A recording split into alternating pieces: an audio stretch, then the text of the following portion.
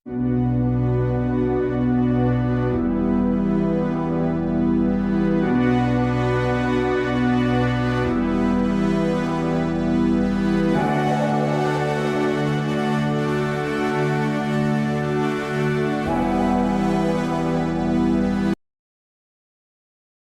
कहानी सफेद आईना है इन लोगों के लिए जो ये कहते हैं कि कराची सूबा बनेगा। सुनिए ये कहानी एक महाजिर की ज़बानें।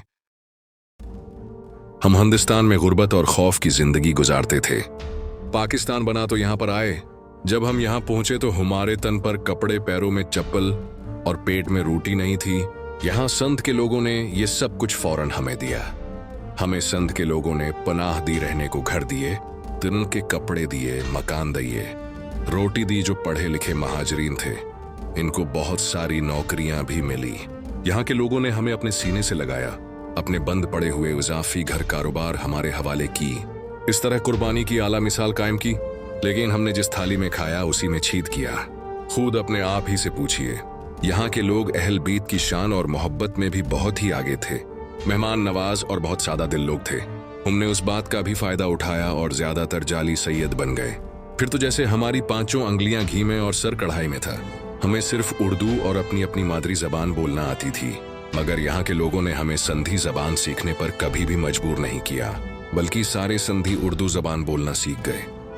मगर हमें आज भी संधी जबान समझ में नहीं आती, बल्कि हम तो इससे शदीद नफरत करते हैं। हमारी सबसे बड़ी सियासत ये है कि हम 17 सालों से महाजर हैं और पाकिस्तानी नहीं बने। मगर मकामी लोगों को कहते हैं कि पाकिस्तानी बन जाओ। आज सिंध के तमाम छोटे बड़े शहर और उनमें मौजूद घर, वो कारोबार, नौकरियां और बहुत कुछ हमारे पास हैं। मगर फिर भी हम मजलूमियत का रोना रोते हैं, ताकि मजीद अगर कुछ मिल सकता है तो ले लें। हैरत की बात तो ये है कि हमें महाजर कौम का फीका नाम देने वाला शख्स खुद 10 सालों में बरतानिया का शहरी बन गया। मगर हम आज भी महाजर हैं। और हमारे उस लीडर ने हमारी कौम की बेटियों को भी इस काबिल भी ना समझा कि इनसे शादी करे, जिसने शादी भी की तो बलूचों में से। हमारा लीडर हमेशा से इस कोशिश में रहा कि किसी तरह पाकिस्तान को तोड़ा जाए और फिर अपने आबाई मुल्क हिंदुस्तान से मिल जाए। मगर ये कम बख्त संधी, सराइकी, बलोच, पंजाबी और पठान हमारी इस साजिश को समझ गए हैं और हमें ऐसा करने नहीं देंगे। हमें ये भी पता है कि सनत के लोग बहुत ही कसम परसी की जिंदगी गुजारते हैं। उन लोगों के पास पीने का साफ पानी तक मैसर नहीं है, तालीम नहीं, अस्पताल नहीं। हमें यह भी पता है कि अंदरून सिंध के लोग बहुत बड़ी जिंदगी गुजारते हैं और हम लोग उनके मुकाबले में ज्यादा बेहतर और आरामदेह जिंदगी शहरों में गुजार रहे हैं, जहां जिंदगी की तमाम तर सहूलियात मौजूद हैं। हम देहात में जाकर रहेंगे भी नहीं, मगर धरती के मालकान से उनके गायों देहात भी खाली करवाना चाहते हैं। बस हमें ऐसा करने में मजा आएगा, क्योंकि लूटमार और एहसान फरामोशी तो हमारे ज़मीर में शामिल है। हमें यह भी पता कि हमें सिंध में कोई तकलीफ और परेशानी नहीं है, मगर फिर भी मजलूमियत का रोना रोएंगे। हम पाकिस्तान की वाहिद कौम हैं जो 17 सालों से महाजर हैं। हालांकि हमारी चौथी नस्ल यहाँ चल और पल रही है।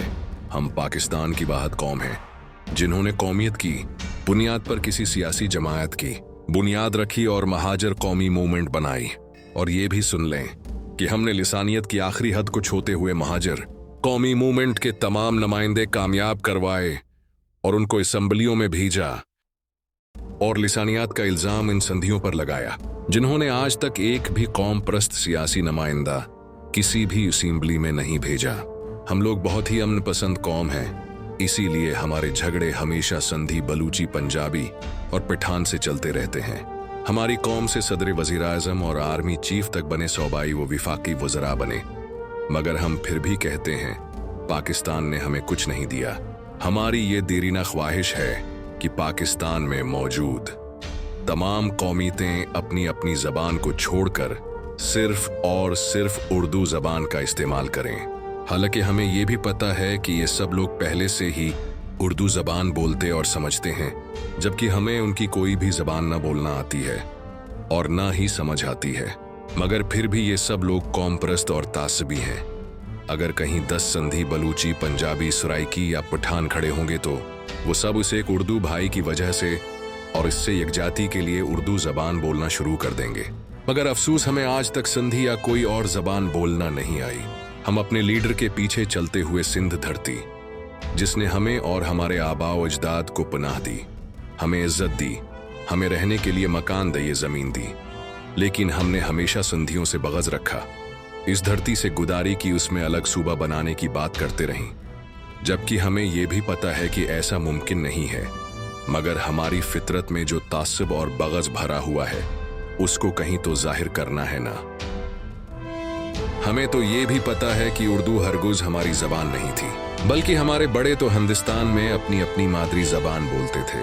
हमें ये भी पता है कि उर्दू जबान तुर्की, फारसी, अरबी, हिंदी और संधी जबान वगैरह से मिलकर बनी है। मगर मैं ना मानू वाली बात है, जैसे ही इलेक्शन करीब आएंगे फिर हमें संधी महाजर बनाकर लड़वाया जाएगा और यूं सियासत चलती रहेगी।